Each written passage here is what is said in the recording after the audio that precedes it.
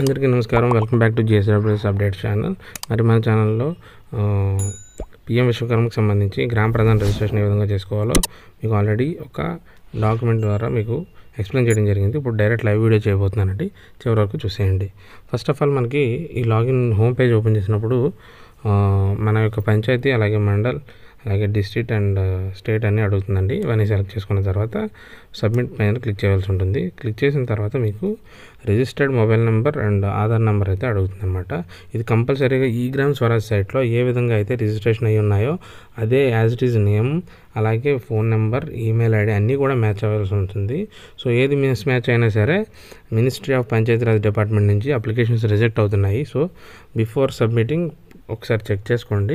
ఈ విధంగా మనకి మొబైల్ నెంబర్, ఆధార్ నెంబర్, అలాగే అక్కడ క్యాప్చా ఎంటర్ చేసి మీరు బయోమెట్రిక్ OTP ద్వారా కన్ఫర్మ్ చేసుకోవాల్సి ఉంటుంది.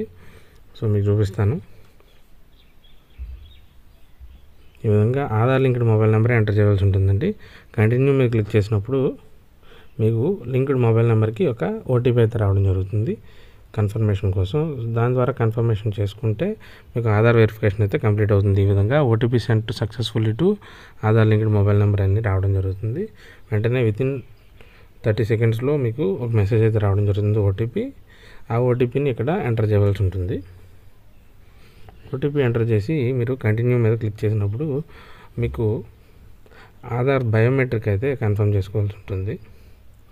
మీకు మళ్ళీ చెప్తున్నానండి, ఈ గ్రామ స్వరాజ్లో ఏ విధంగా అయితే ఉందో అదేవిధంగా ఆధార్లో నేమ్ ఉండాలి. అలాగే ఈ ప్రొఫైల్లో మీరు ఇచ్చే మొబైల్ నెంబర్ కానీ, ఆధార్ నెంబర్ కానీ, పేరు, ఇవన్నీ కూడా సేమ్ మ్యాచ్ అయితేనే మీకు అప్లికేషన్ అనేది యాక్సెప్ట్ అవుతుంది, లేకపోతే రిజెక్ట్ చేస్తున్నారు. చూసుకోండి.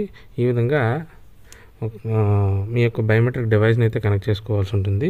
మీరు ఖచ్చితంగా కంప్యూటర్లో చేసినట్లయితే మీకు బయోమెట్రిక్ ఫార్వర్డ్ అవ్వట్లేదండి.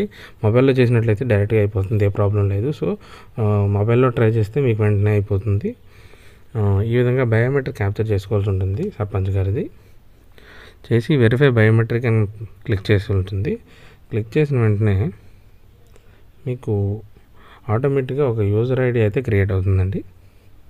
పాస్వర్డ్ని సెట్ చేసుకోవాల్సి ఉంటుంది. ఈ విధంగా GP/ మీకు పంచాయతీ నేమ్తో పంచాయతీ కోడ్ ఒకటి ఉంటుందండి. ఆ కోడ్తో మీకు ఒక యూజర్ నేమ్ అయితే ఆటోమేటిక్గా జనరేషన్ అయితే అవుతుంది. ఎంటర్ పాస్వర్డ్, రీఎంటర్ పాస్వర్డ్ దగ్గర మీరు ఏ పాస్వర్డ్ అయితే సెట్ చేయాలనుకుంటున్నారో ఆ పాస్వర్డ్ని 2 టైమ్స్ ఎంటర్ చేయాల్సి ఉంటుంది. 2 టైమ్స్ కూడా సేమ్ మిస్మ్యాచ్ అవ్వకుండా ఎంటర్ చేసినట్లయితే మీకు ఆ పాస్వర్డే కన్ఫర్మ్ అవుతుంది మీ ప్రొఫైల్కి, గుర్తుపెట్టుకోండి. అయితే ఈ విధంగా 2 టైమ్స్ ఎంటర్ చేసి మీరు సబ్మిట్ చేసిన తర్వాత లాగిన్ పేజ్లోకి రీడైరెక్ట్ అవుతుందండి. మీకు క్లియర్గా చూపిస్తాను. ఈ విధంగా సబ్మిట్ చేసిన తర్వాత ప్రొఫైల్ అయితే క్రియేట్ అవుతుందన్నమాట. ఓకే, ఇప్పుడు మళ్ళీ అదే యూజర్ లాగిన్ క్రెడెన్షియల్స్తో మనం లాగిన్ అయినప్పుడు మనకి డైరెక్ట్గా ఓపెన్ కాదండి. చూడొచ్చు మీరు స్క్రీన్లో.